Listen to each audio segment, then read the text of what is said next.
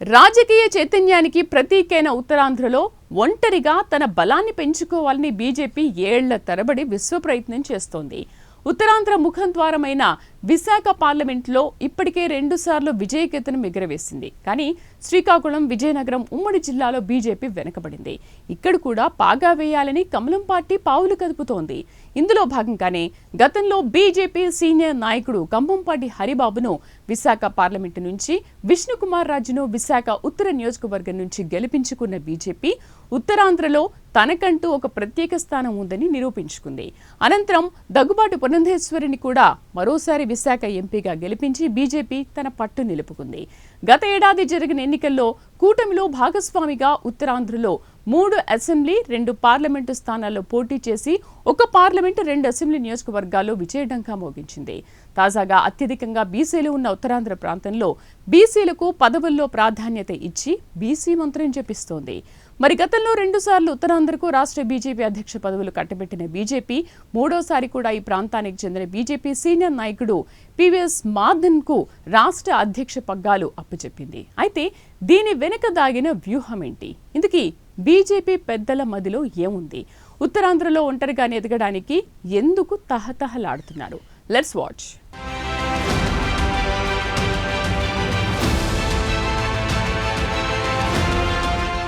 BJP party గత దశాబ్ద కాలంగా ఉత్తరాంధ్రలో బలోపేతమయ్యేందుకు అనేక ప్రయత్నాలు చేస్తోంది.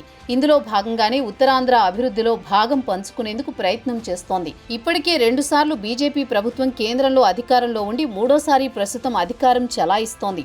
అయినా ఉత్తరాంధ్రలో జరగవలసినంత అభివృద్ధి చేయలేకపోయింది. కానీ ఈసారి ఇక్కడ కూటమి ప్రభుత్వంతో కలిసి కేంద్రంలో ప్రభుత్వం ఏర్పడింది. దీంతో బీజేపీ ఉత్తరాంధ్రలో స్వయంగా ఎదగాలని ఆతృత పడుతోంది. ఇందులో భాగంగానే మొన్న జరిగిన ఎన్నికల్లో ఉత్తరాంధ్రలో కూటమి పార్టీలతో జత కలిసింది. అయితే గతంలో ఎన్నడూ లేనంత విధంగా నియోజకవర్గాల్లో పోటీ చేసి ఓట్ల శాతం పెంచుకునేందుకు ప్రయత్నం చేసింది.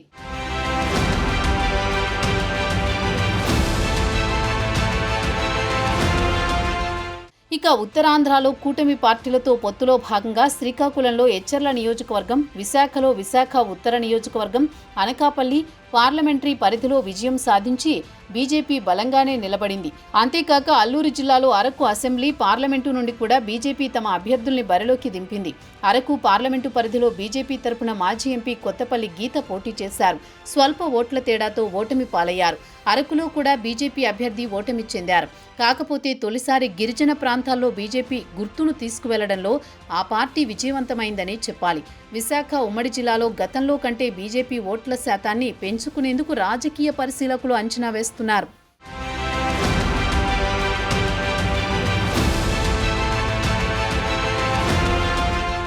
ప్రస్తుతం బీజేపీ తరపున అనకాపల్లి ఎంపీగా సీఎం రమేష్ కొనసాగుతున్నారు. విశాఖ ఉత్తర నియోజకవర్గం నుంచి బీజేపీ ఎమ్మెల్యే విష్ణుకుమార్ రాజు ప్రాతినిధ్యం వహిస్తున్నారు. అలాగే ఎచ్చర్ల తరపున గెలిచిన బీజేపీ ఎమ్మెల్యే ఎన్ ఈశ్వర్రావు ఆయా నియోజకవర్గాల్లో బీజేపీ పార్టీని బలోపేతం చేయడానికి కృషి చేస్తున్నారు. అంతేకాక ఏపీలో కూటమిలో భాగస్వామ్యం కావడం, నామినేటెడ్ పోస్టులు కూడా బీజేపీ అధికంగానే సాధించుకోగలిగింది. మొత్తానికి బీజేపీ పార్టీ ఉత్తరాంధ్రలో తన బలాన్ని విస్తృతంగా పెంచుకునేందుకు విశ్వ ప్రయత్నం చేస్తుందని చెప్పడంలో ఎటువంటి అతిశయోక్తి లేదు. అంతేకాక పార్టీకి సేవలందించిన ఈ ప్రాంతానికి చెందిన సీనియర్ నాయకులకు కూడా సముచితమైన పదవులు ఇచ్చి బీజేపీ గౌరవించింది.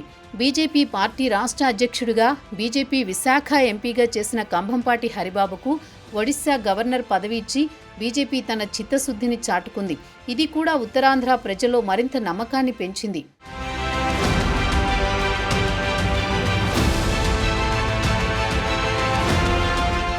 తాజాగా బీజేపీ మరో అడుగు బలంగా ముందుకు వేసింది. ఉత్తరాంధ్ర ప్రాంతానికి చెందిన బీజేపీ సీనియర్ నాయకుడికి రాష్ట్ర బీజేపీ అధ్యక్ష పదవి కట్టబెట్టింది. దీంతో ఉత్తరాంధ్రలో తిరుగులేని పార్టీగా ఎదిగేందుకు ప్రయత్నాలు మరింతగా ముమ్మరం చేస్తుందని చెప్పవచ్చు. ఆంధ్రప్రదేశ్ బీజేపీ అధ్యక్షుడిగా ఎంపికైన పివిఎన్ మాధవ్ గతంలో ఉత్తరాంధ్ర ఎమ్మెల్సీగా పనిచేశారు. ఆయన తండ్రి చలపతిరావు సీనియర్ బీజేపీ నాయకులు. వాజ్పేయి నుంచి ప్రధాని నరేంద్ర మోదీ వరకు వారందరికీ సన్నిహితులు. ప్రస్తుతం బీజేపీ ఉత్తరాంధ్రకు అత్యధిక ప్రాధాన్యత ఇస్తుంది. ఇందులో భాగంగా పూర్తి కాషాయం కప్పుకున్న నేపథ్యమున్న వెనుకబడిన వర్గానికి చెందిన మాధవ్ను నియమించారు. దీంతో ఇక్కడ బీజేపీ బీసీ వర్గాల్లో మరింత బలపడుతుందని బీజేపీ కేంద్ర నాయకత్వం భావిస్తోంది.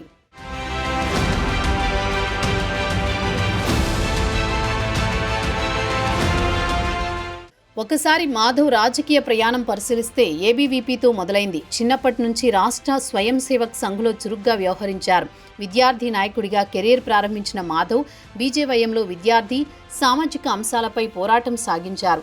ఆయన కుటుంబానికి ఆర్ఎస్ఎస్, బీజేపీతో విడదీయరాని అనుబంధం ఉంది. మాధవ్ తండ్రి చలపతిరావు కమలం పార్టీకి తొలితరం నాయకుల్లో ఒకరు. ఆయన ఎమ్మెల్సీగా ఉమ్మడి తెలుగు రాష్ట్రాల్లో తొలి అధ్యక్షుడిగా పనిచేసిన ఘనత ఉంది. ప్రస్తుతం ఆయన బీజేపీ సీనియర్ నేతలకు చలపతిరావు గురువు లాంటి వారు కూడా. బీసీ సామాజిక వర్గానికి చెందిన మాధవ్ 2009లో తొలిసారి విశాఖ ఉత్తర నియోజకవర్గం నుంచి ఎన్నికల బరిలోకి దిగి ఓటమి పాలయ్యారు. 2017లో టీడీపీ, బీజేపీ, జనసేన బలపరిచిన అభ్యర్థిగా ఉత్తరాంధ్ర జిల్లాల గ్రాడ్యుయేట్ ఎమ్మెల్సీ ఎన్నికల బరిలో నిలిచి విజయం సాధించారు. ద్వితీయ ప్రాధాన్యత ఓటులో మాధవ్ గెలుపు సాధ్యమైంది. 6 ఏళ్ల పాటు ఎమ్మెల్సీగా పనిచేసిన మాధవ్ పార్టీకి నమ్మకస్తుడైన నాయకుల్లో ఒకరు. మాధవ్ ఉన్నత విద్యావంతుడు. ICWAI పూర్తి చేశారు. ఆ తర్వాత ఆయన ఆంధ్ర విశ్వవిద్యాలయ ప్రాంగణంలో MBA చదివారు. ఏకకాలంలో PGDCS, PGDAS పూర్తి చేశారు. మాధవ్ పేరు ఏపీ బీజేపీ అధ్యక్ష పీఠం కోసం గతంలో పరిశీలించినప్పటికీ సాధ్యం కాలేదు. ఈ దఫా ఉత్తరాంధ్రకు ప్రాధాన్యత, బీసీ ఫ్యాక్టర్ వంటి కలిసి వచ్చే అంశాలుగా భావిస్తున్నారు. మాధవ్ అధ్యక్ష బాధ్యతలు చేపడితే తండ్రి కొడుకులు ఇద్దరూ ఒకే పార్టీకి సారథులుగా పనిచేయడంతో అరుదైన నేపథ్యం ఏర్పడింది అని చెప్పవచ్చు.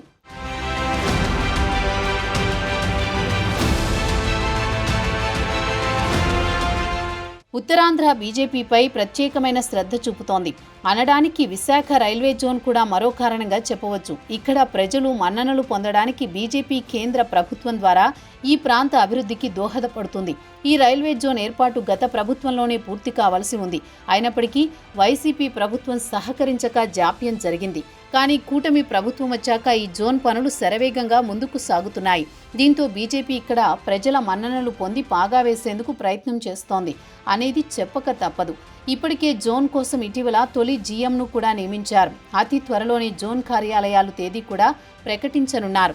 ఇప్పటికే నగరానికి సమీపంలో ముడిసర్లోవా ప్రాంతంలో జోన్ కార్యాలయ నిర్మాణ కార్యక్రమాలు ప్రారంభించారు. కూటమి ప్రభుత్వం వచ్చాక జీఎంను కూడా నియమించడంతో జోన్ పనులు మరింత వేగవంతమయ్యాయి.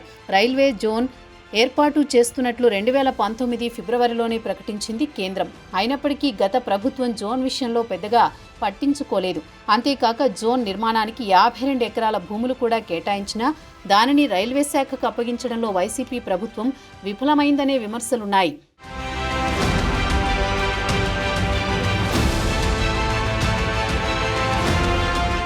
కూటమి ప్రభుత్వం వచ్చాక జోన్కు కేంద్ర మంత్రిమండలి ఆమోదం లభించడంతో భూమిని కూడా అప్పగించింది. ఇందులో కూటమి ప్రభుత్వం ప్రత్యేక శ్రద్ధ వహించింది. భూ సమస్యలు కూడా పరిష్కరించడంతో ఇక్కడ 149 కోట్లతో గ్రౌండ్ ఫ్లోర్, పార్కింగ్ కోసం మరో అంతస్తుల నిర్మాణానికి టెండర్లు పిలిచి పనులు ప్రారంభించారు. దాదాపు 170 మంది జోన్ నిర్వహణకు ఉద్యోగులను నియమించాల్సి ఉంది. ఈ భవన నిర్మాణానికి 2 ఏళ్ల కాల వ్యవధి పట్టనుంది. అయితే ఈలోగా గానీ జోన్ కార్యక్రమాలు ప్రారంభించేందుకు శ్రీకారం చుట్టారు. ప్రస్తుతం ఉన్నటువంటి DRM ఆఫీస్తో పాటు కొన్ని భవనాల్లో కూడా జోన్ కార్యకలాపాలు ప్రారంభించేందుకు ప్రభుత్వం ప్రయత్నం చేస్తోంది. బీజేపీ ప్రభుత్వం ఇచ్చిన హామీ మేరకు రైల్వే జోన్ కూడా కూటమి ప్రభుత్వం వచ్చాక చిత్తశుద్ధితో సమస్యలు పరిష్కరించి జోన్ ఏర్పాటుకు సహకరిస్తోంది. దీంతో ఉత్తరాంధ్రలో చాలా మంది ఉపాధి, ఉద్యోగ అవకాశాలు కలుగుతున్నాయి. అంతేకాక ఈ జోన్ ద్వారా రైల్వే శాఖకు ఆదాయం కూడా మరింత పెరుగుతుంది. తద్వారా ఉత్తరాంధ్రలోని రైల్వే స్టేషన్లలో మరింత మెరుగుపరిచేందుకు అవకాశాలు కల్పిస్తున్నాయి.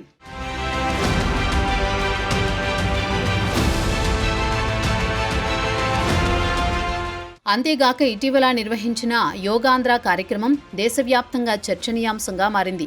ఇది కూడా ఉత్తరాంధ్రలో నిర్వహించడానికి ప్రధాన కారణం బీజేపీ అంతర్గత వ్యూహంలో భాగమే అని చెప్పాలి.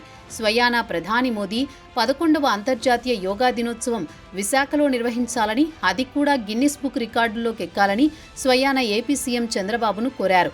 అందుకు అనుగుణంగా చంద్రబాబు, పవన్ కళ్యాణ్ కూడా ఈ కార్యక్రమం విజయవంతమయ్యేందుకు సహకరించారు. విశాఖలో నిర్వహించిన యోగాంధ్ర కార్యక్రమం వరల్డ్ గిన్నిస్ బుక్ రికార్డుల్లో నమోదు అయ్యింది.